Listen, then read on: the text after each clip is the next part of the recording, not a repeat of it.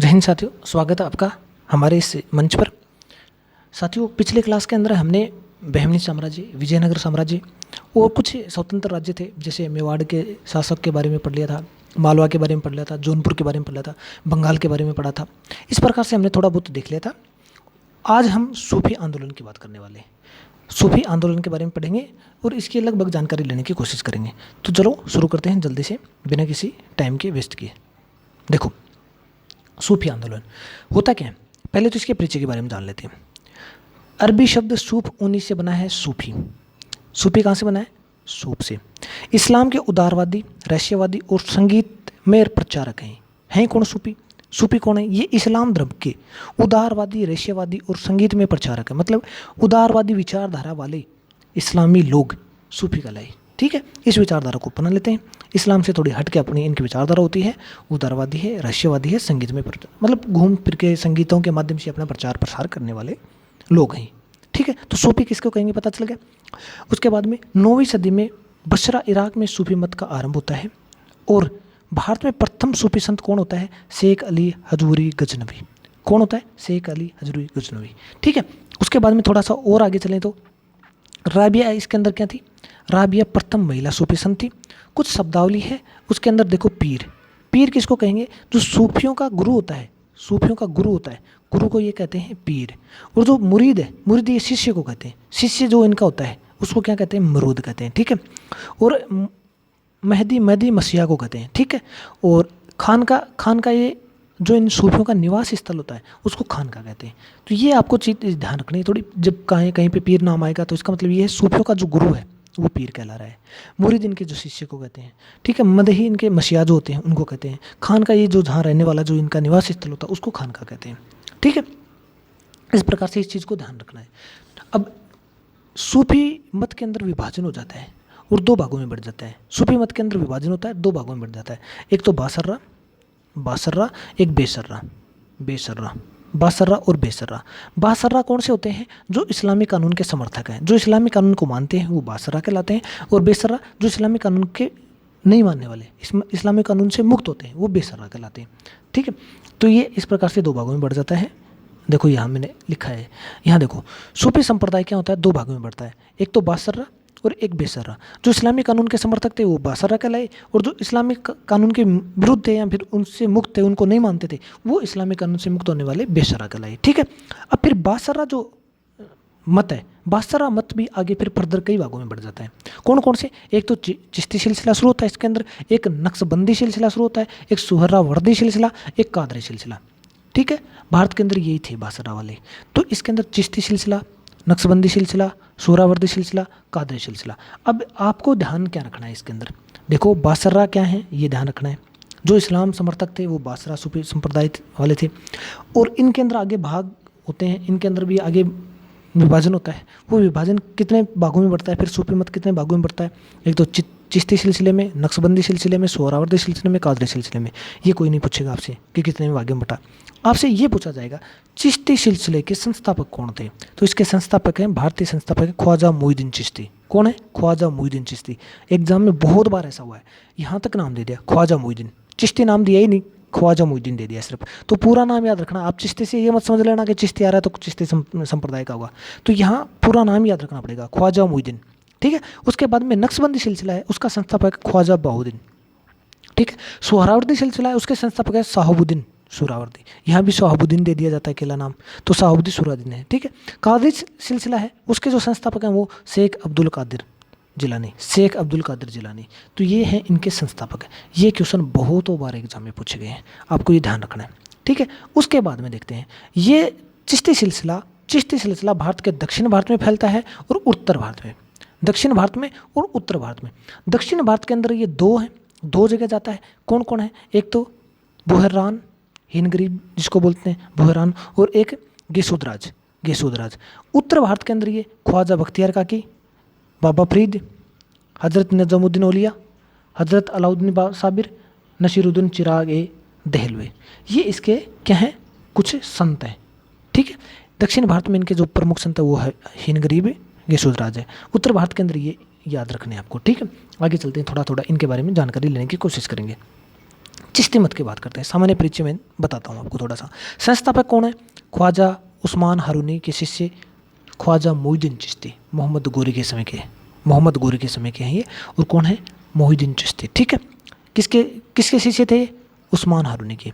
केंद्र इसका क्या था? अजमेर के। ख्वाजा मोहिउद्दीन की दरगाह अजमेर में अभी है, आपको पता भी होगा, अजमेर में इनका केंद्र था। प्रमुख इसके अंदर संत कौन कौन से हैं? निजामुद्दीन औलिया हुआ है, बाबा फरीद हैं, बख्तियार काकी के शिष्य थे ये, और बख्तियार काकी हुई है, बख्तियार काकी मतलब मेल ही हैं ये भी, और शेख बुरहानुद्दीन गरीब, ये इसके कुछ प्रमुख संत हुए हैं, ठीक है। उसके बाद में अन्य तथ्य अगर इसके देखें तो जो कुतुबुद्दीन बख्तियार काकी है उनका मुरीद कौन था उनका? और उनको मुरीद कहते थे। और ये कुतुब मीनार बनाई गई है, देखो ये देखो यहाँ पे कुतुबुद्दीन बख्तियार काकी की याद में ही ये कुतुब मीनार का निर्माण किया गया है। बाबा फरीदुद्दीन भी बोलते हैं इसको, इन्होंने गुरु ग्रंथ साहिब में इनकी वाणी को शामिल किया गया था। और इसके जो शिष्य हैं वो निजामुद्दीन औलिया और अलाउद्दीन साहिब इसके शिष्य हैं। कौन? बाबा फरीद के शिष्य कौन है? निजामुद्दीन औलिया और अलाउद्दीन साहिब। निजामुद्दीन औलिया का जो जन्म होता है वो बदायूं में होता है। 7 सुल्तानों का काल देखने वाले हैं ये। शिष्य इनके शेख आलम चिश्ती हैं, अमीर खुसरो और अमीर हसन इनके शिष्य हैं। दरगाह इनकी कहाँ है? मोहम्मद बिन तुगलक द्वारा बनाई गई, दिल्ली में है, ठीक है। इनके दरगाह का पता चल गया कहाँ है। आगे थोड़ा सा और चलें तो दक्षिण भारत में सूफीवाद शेख बुरहानुद्दीन गरीब दौलताबाद में शुरू करते हैं। शेख सलीम चिश्ती की बात करें तो चिश्ती संप्रदाय के अंतिम प्रमुख संत होते हैं, अकबर के समकालीन थे सलीम चिश्ती, ठीक है। और इनकी दरगाह बनाई गई थी फतेहपुर सीकरी के अंदर अकबर के द्वारा। आगे चलें और थोड़ा सा सोहरावर्दी संप्रदाय की बात करें तो इसके जो संस्थापक हैं, देखो संस्थापक कौन है? अभी थोड़ी देर पहले बताया, संस्थापक इनके शेख शिहाबुद्दीन सोहरावर्दी हैं। केंद्र इनका सिंध और मुल्तान था। प्रमुख संत जलालुद्दीन तबरेज, सैयद सुरखजोश भूरान के प्रमुख संत हुए हैं। चिश्ती के विपरीत थे, भव्य और राजकीय संगठन मिला इनको, ठीक है। फिरोज तुगलक के सैयद जलालुद्दीन के शेख उल इस्लाम प्रधान इसका काजी था, प्रधान काजी बनाया गया था इसका, ठीक है। उसके बाद में अन्य तथ्य की अगर बात करें तो शेख अब्दुल्ला सत्तारी ने सत्तारी सिलसिले की स्थापना की थी। इसका मुख्य केंद्र बिहार था। कादरी धर्म संघ सिलसिला की स्थापना सैयद अब्दुल कादरी अन्य जिलानी के बगदाद में की थी। इसके समिल्ला प्रवर्तक मोहम्मद घोष थे। राजकुमार द्वारा शाह के ज्येष्ठ पुत्र थे। कादरी सिलसिला के मुल्ला शाह का शिष्य था। ये कोई ज़्यादा काम की चीज़ नहीं है। अब देखो नक्शबंदी सिलसिले की बात करें, सबसे कट्टर सूफी सिलसिला था ये। संस्थापक ख्वाजा बुरहानुद्दीन है। भारत के अंदर ख्वाजा काकी बिल्ला थे। संगीत के विरोधी थे ये, नक्शबंदी सिलसिले वाले संगीत के विरोधी थे। इसके अनुयायी कौन थे? बाबर थे। बाबर का गुरु कौन हुआ था? अहरार। बाबर का गुरु कौन था? अहरार था। फिर औरंगजेब भी इसके अनुयायी हुए थे। उसका जो गुरु था कौन है? शेख मासूम इसके गुरु थे। शेख अहमद सरहिंद अकबर के दिन इलाही का विरोध किया था। संगीत के विकास में मोहम्मद घोष का योगदान निर्णायक रहा है। संगीत प्रसिद्ध तानसेन इन्हीं के शिष्य थे। देखो तानसेन कौन थे? तानसेन एक संगीतक थे, अकबर के दरबार में रहने वाले थे, नवरत्नों में शामिल थे। तो ये इसी के शिष्य थे, ठीक है। उसने तानसेन को ईरानी संगीत की शिक्षा प्रदान की थी। आगे चलते हैं थोड़ा सा, हम अब भक्ति आंदोलन की बात करते हैं। थोड़ी सी भक्ति आंदोलन के बारे में देख लेते हैं। वैसे भक्ति आंदोलन के बारे में पहले चर्चा हो चुकी है हमारी, लेकिन इस टाइम में भक्ति आंदोलन चलता है मध्यकालीन भारत में आके। इस टाइम पे मतलब कि ये दिल्ली सल्तनत के लास्ट पतन के बाद में जो स्वतंत्र राज्य बनने लगते हैं उस टाइम भक्ति आंदोलन चलता है। तो इस टाइम पे जो भक्ति आंदोलन चलता है इसके अंदर देख लेते हैं कौन कौन से संप्रदाय थे, कौन कौन से दर्शन हैं, कौन दार्शनिक हैं, इन सब की बातें करते हैं। देखो भक्ति का प्रमुख उल्लेख श्वेतांबर उपनिषद में मिलता है। हिंदू धर्म समाज सुधार हेतु मध्यकाल का धार्मिक आंदोलन है। भक्ति आंदोलन की बात करें तो ये दक्षिण भारत में और उत्तर भारत में दो जगह चला था। दक्षिण भारत में 6वीं शताब्दी के अंदर, उत्तर भारत में 13वीं शताब्दी के अंदर चला था। जो दक्षिण भारत के अंदर अलवार और नयनार संत थे, भक्ति आंदोलन को चलाने वाले कौन थे? अलवार और नयनार संत थे। ये शिव मत के समर्थक थे और ये विष्णु मत के समर्थक थे, ठीक है। उत्तर भारत के अंदर इनको सगुण और निर्गुण संत थे। जो उत्तर भारत के अंदर जो भक्ति आंदोलन चलाने वाले कौन थे? सगुण और निर्गुण धारा के जो संत थे वो चलाते थे। उसके बाद में थोड़ा और आगे चलें तो भक्ति आंदोलन की विशेषताएं देख लेते हैं। भक्ति आंदोलन की विशेषताओं में एकेश्वरवाद को बढ़ावा दिया, बाह्य आडंबरों का इसमें विरोध किया गया, वर्ण व्यवस्था का विरोध किया गया, मानव सेवा पर बल दिया गया, स्थानीय भाषाओं में उपदेश दिए गए, गुरु के महत्व में वृद्धि की गई, गुरु को महत्व दिया गया और आस्था और भक्ति पर बल दिया गया। आस्था और भक्ति पर बल दिया गया। भक्ति आंदोलन के अंदर ये कुछ सिद्धांत थे, ये सब काम भक्ति आंदोलन में हो रहे थे। दक्षिण भारत में भक्ति आंदोलन की अगर बात करें तो भारत में भक्ति आंदोलन का आरंभ दक्षिण भारत में ही हुआ था। भक्ति आंदोलन का विकास 12 अलवार वैष्णव संतों, अलवार जो थे, ये क्वेश्चन पूछा गया है बहुत बार, अलवार कौन थे, वैष्णव संतों, वैष्णव संतों को अलवार कहते थे। और 63 नैनार संत, ये शैव संत थे, नैनार शैव संत थे, ठीक है। शैव, नैनार और वैष्णव अलवार जैनियों और बौद्धों के अपग्रह के स्वीकार ईश्वर के प्रति व्यक्तिगत भक्ति को मुक्ति का मार्ग बताते थे। शैव मत अपार ने पल्लव राजा महेंद्रवर्मन ने शैव धर्म को स्वीकार किया था। देखो और चलें आगे थोड़ा सा। वैष्णव संत जो महाराष्ट्र में लोकप्रिय हुए थे वो भगवान विठोबा के भक्त थे, भगवान विठोबा के भक्त थे। और विठोबा पंथ के संत और अन्य वर्ग की तीर्थयात्री पंथ कहलाते थे, क्योंकि वह पंढरपुर की तीर्थयात्रा पर जाते थे। भक्ति आंदोलन को दक्षिण भारत से उत्तर भारत में लाने का जो श्रेय जाता है वो रामानंद को जाता है। दक्षिण भारत के प्रमुख जो संत थे शंकराचार्य थे, रामानुज थे, मध्वाचार्य थे, निम्बकाचार्य थे, वल्लभाचार्य थे, ये इनके प्रमुख संत हैं दक्षिण भारत के। दक्षिण भारत के जो प्रमुख संत कौन है? शंकराचार्य हैं, रामानुजाचार्य हैं, माधवाचार्य हैं, निम्बकाचार्य हैं, वल्लभाचार्य हैं, ठीक है। उसके बाद में एक एक की बात कर लेते हैं। शंकराचार्य की बात कर लेते हैं। देखो कोई डाटा जन्म की कोई मतलब नहीं, आपको मृत्यु का भी कोई मतलब नहीं, कितने याद रखो ये मतलब, आप जो काम किए वो बता दूंगा मैं आपको। हिंदू धर्म के प्रथम सुधारक शंकर के अवतार को मानने वाले थे। हिंदू धर्म के प्रथम सुधारक हैं, शंकर के अवतार को मानने वाले हैं। बौद्ध धर्म के महंत कैसे प्रभावित थे? प्रचंड, ठीक है। नर्मदा नदी के तट पर ओकेश्वर नामक स्थान पर गुरु गोविंद को जी को योगी द्वारा दीक्षा दी गई थी। और इसके जो सिद्धांत थे वो अद्वैतवाद था। अद्वैतवाद मतलब ब्रह्म और विष्णु, सॉरी ये मान लो अद्वैतवाद का मतलब ये होता है एक तो ब्रह्मा है और एक आत्मा है, इन दोनों के अंदर कोई भेद नहीं मानते थे। निर्गुण भक्ति के ऊपर बल देते थे। स्मृति संप्रदाय शुरू किया इन्होंने। पंचायतन पूजा जिसमें विष्णु, शुक्र, शक्ति, सूर्य, गणपति की पूजा करते थे, पंचायतन पूजा शुरू की थी। मायावाद का सिद्धांत दिया और जगत को इन्होंने मिथ्या बताया, जगत को इन्होंने मिथ्या बताया था। प्रमुख कार्य क्या क्या किए इन्होंने? देखो प्रस्थान उपनिषद, भगवत गीता, ब्रह्मसूत्र पर टीका लिखी थी। ब्रह्मसूत्र पे ये टीका लिखते हैं। ब्रह्मसूत्र मैंने वही था, भगवत गीता भी जानते हैं, उपनिषद भी। ब्रह्मसूत्र बदारायण द्वारा लिखा गया ग्रंथ है ब्रह्मसूत्र, ठीक है। 4 दिशाओं में 4 मठों की स्थापना की थी इन्होंने। 4 दिशाओं में 4 मठों की कौन कौन सी? ये मठ आप देख सकते हैं, चारों दिशाओं में इन्होंने स्थापना की थी मठों की। आगे चलते हैं, थोड़ा सा रामानुजाचार्य की बात करते हैं। भक्ति आंदोलन के प्रथम संत विष्णु अवतार को मानने वाले थे। मद्रास में जन्म, यादव प्रकाश इनके गुरु थे। सगुण भक्ति धारा में विश्वास करते थे। विशिष्टाद्वैतवाद इनका सिद्धांत है। ये जो क्वेश्चन पूछेंगे ना, जैसे शंकराचार्य का सिद्धांत कौन सा था? अद्वैतवाद, ठीक है। रामानुज का सिद्धांत कौन सा था? विशिष्टाद्वैतवाद। ऐसे क्वेश्चन बहुत बार एग्जाम में पूछे गए हैं, सीधे के सीधे आते हैं। मायावाद का खंडन किया इन्होंने। संप्रदाय, इनने श्री संप्रदाय की स्थापना की थी, ठीक है। विशिष्टाद्वैत, इसके अनुसार यद्यपि जगत और जीवात्मा दोनों कार्यरत बाय ब्रह्मा से भिन्न है, फिर भी वे ब्रह्मा से ही अद्भुत है और ब्रह्मा से उनके जो उसी प्रकार का संबंध जैसा कि किरणों और सूर्य से, अतः ब्रह्मा एक होकर भी अनेक है। ये सिद्धांत है विशिष्टाद्वैतवाद। अद्वैतवाद को समझ लिया तो आपने ये थोड़ा सा सब समझ में आ जाएगा। अब बात करते हैं रामानंद की, बात करते हैं।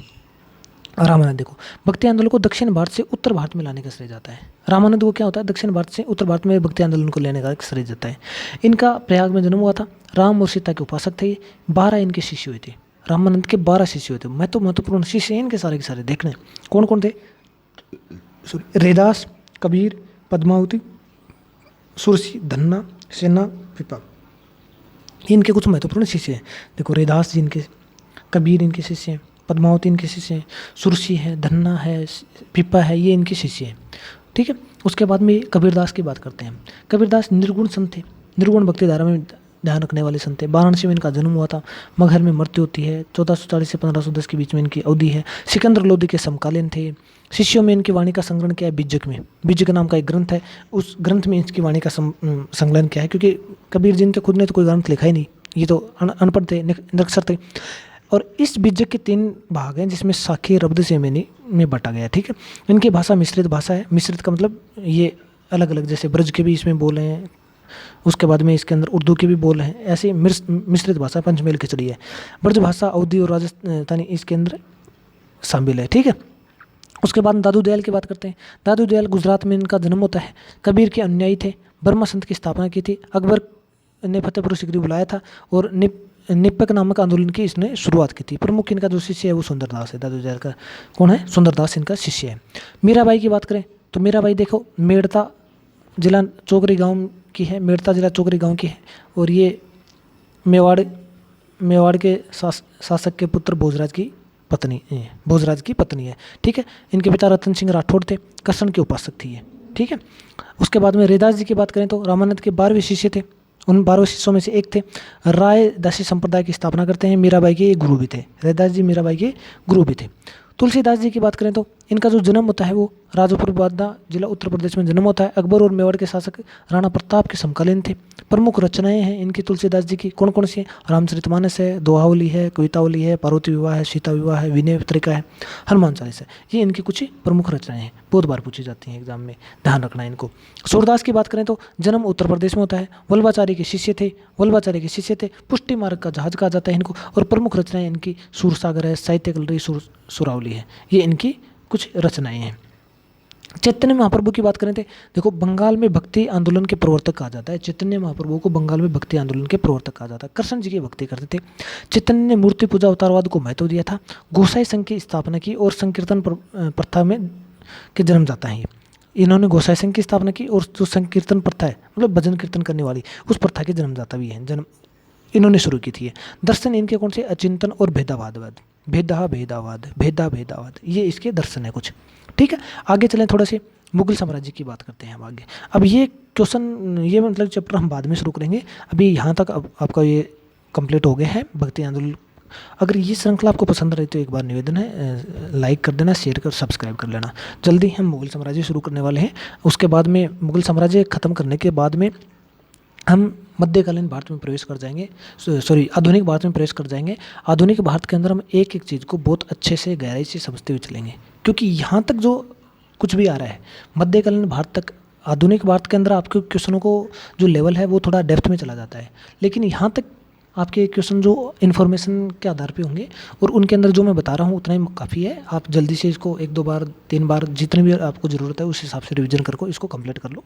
यहाँ जितने भी सूचनाएं दी गई हैं आपके एग्ज़ाम के लिए बहुत सफिशिएंट है। डेफिनेटली एग्ज़ाम यहीं से होना है। बाकी मध्यकालीन भारत और प्राचीन भारत के अंदर और कहीं से आपको पढ़ने की कोई ज़रूरत नहीं है मेरे हिसाब से अभी। तो आधुनिक भारत को हम अच्छी तरीके से लेके चलेंगे, तथ्य भी समझाएंगे, कहीं अगर समझने की बात आएगी तो समझाएंगे। उस चीज़ को हम अच्छी तरह से लेके चलेंगे ताकि मेंस में भी काम आए। तो जल्दी ही शुरू करते हैं मुगल साम्राज्य। तब तक ऑल द बेस्ट, बने रहिए, देखते रहिए और लाइक शेयर सब्सक्राइब करते रहिए। धन्यवाद।